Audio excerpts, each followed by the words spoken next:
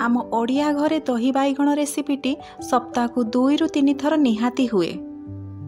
एई रेसिपीटी बनाइबा जेतिकी सहज ताठू 100 गुणा तार स्वाद मध्य बहुत भल। एई रेसिपीटी 10 मिनिट रे रेडी हो जाए। ताहले आज चलंतु बनेबा दही बाइगण। नमस्कार सांग माने, मु मोर YouTube channel seasons and bites रे आपण समस्त को स्वागत जनाऊछि। दही बाइगण बनाइबा देखंतु एठी मु बाइगण नै जाइछि। आपण जो प्रकार बाइगण नेले चलिबो। एई बाइगण को सब आमे भल से धोई दबा आ ताको लंबा लंबा करिकी काटी दबा। जदि आपण पाळ बाइगण नउछंती ताले गोल गोल करी काटिले भल देखा जाए। एठी देखंतु मु बाइगणर डेंफ काटी दउछि आ ता सहित एठी देखंतु पतला पतला लंबा लंबा करिकी काटुछि। आपण चाहिए बाइगणर डेंफ रखिकी काटी पारिबे। जदि आपण डेंफ रखिकी बाइगण को भाजुछंती ताले भाजिबा समय रे आपण डेंफ पाखकु भल से भाजिबे।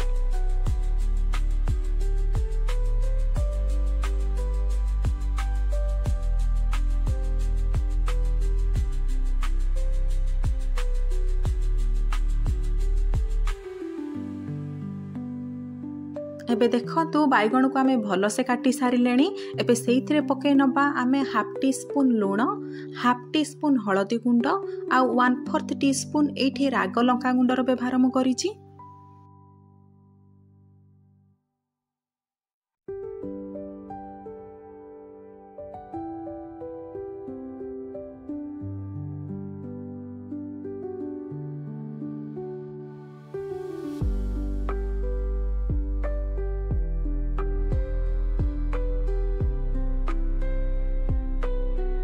लंका गुंड, हलदी गुंड आउ लूण को मिसेकी आमे भल से ताकू बाइगणर दुई पाखरे भल से ताकू मैरिनेशन करदबा, जेमति कि दुई पाखरे सबु जिनस भल से मारी हेइ जिवो।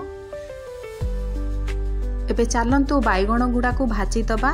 एठी देखंतु गैस उपरे मु पैन गरम कर देइछि। एबे पके नबा सेइथिरे 1 चामच तेल। तेल गरम हे गले आमे हलदी गुंड, लंका गुंड आउ लूण गोळा हेतिबा बाइगण को सेइथिरे देइ दबा।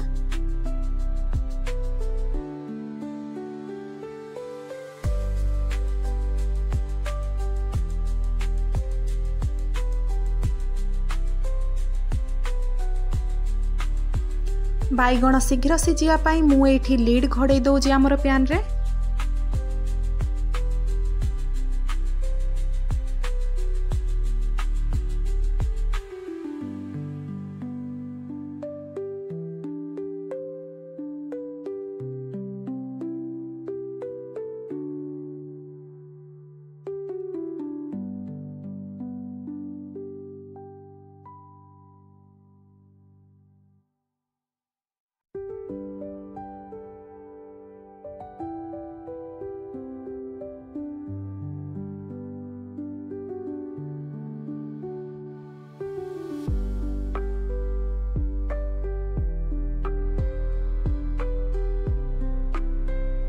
पाखापाखि 2 मिनिट एइटे हेइ गलानी। एबे चलंतु ढाकुणी खोलिकी देखिदबा हमर बाइगणर गोटे साइड भल से भाजी हिछि ना नाही।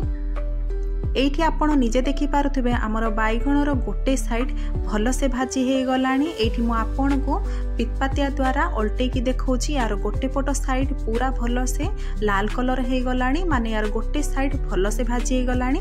एबे आमे ताको उल्टा पट करदबा।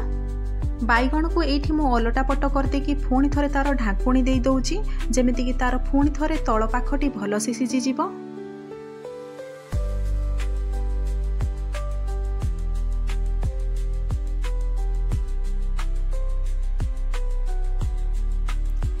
प्राय 1 मिनिट पर आपण एठी देखि पारुथिबे हमर दी पट साइड रो बाइगण भजा बहुत भल से सिझि जाइछि, ता सहित भल से भाजी जाइछि। एबे रेडी हेइ गला हमर बाइगण भजा।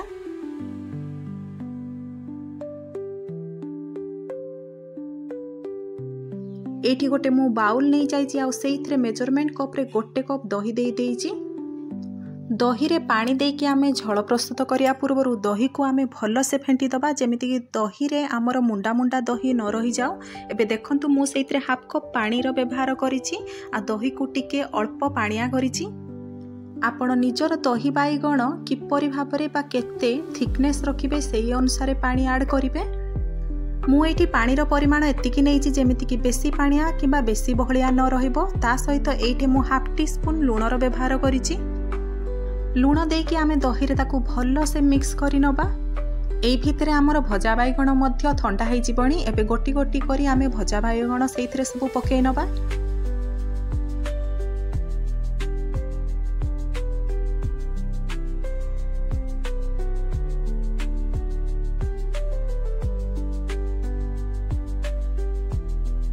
मुझे दही बैगण को गोटे बड़ थाली रे भारके देइछि जेमिति कि छुंक दबा पाई सहज हबो।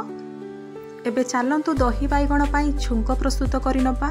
मु एबे गैस उपरे सेई सेम पैन बसे नेइछि जोथरे कि आमे बैगण भाजी देइथिले। एबे सेइथिरे पकै नबा गोटे चामच तेल। तेल गरम हे गले मु सेइथिरे पकै नेइछि हाफ टी स्पून इठी पंच फुटण, ता सहित गोटे सुखिला लंका आउ छेचा होइथिबा अदा। स्वाद को आहुरी बढ़िया पाई सेइथिरे पकै नबा आमे अल्प किछि भृसंग पत्र, ता सहित एठी पकै नबा राग लंका गुंड जोटा कि मु 1/4 टीस्पून एठी पकईछि। एई सब को पकई कि आमे अल्प समय बा पाखापाखि हाफ मिनिट एठी हाई फ्लेम रे ताकू भल से भाजी नबा।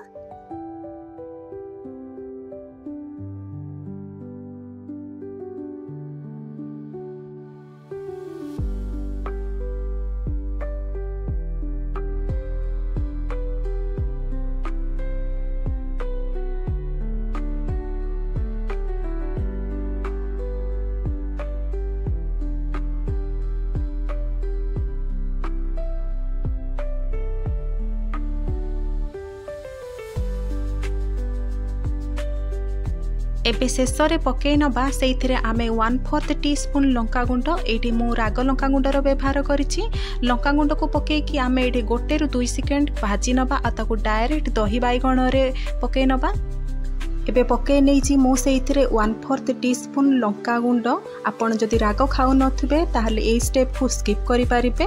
ता सहित आहुरी स्वाद बढ़िया पई मु एडे हाफ टीस्पून जीरा लंका गुंडर व्यवहार करिछि। जीरा लंका गुंड पकेबा द्वारा आमर दही बैगणर स्वादटी बहुत भल आसी जाय थाए। तेबे भिडियोटी भल लागिथिले लाइकटे निहाती करिवे।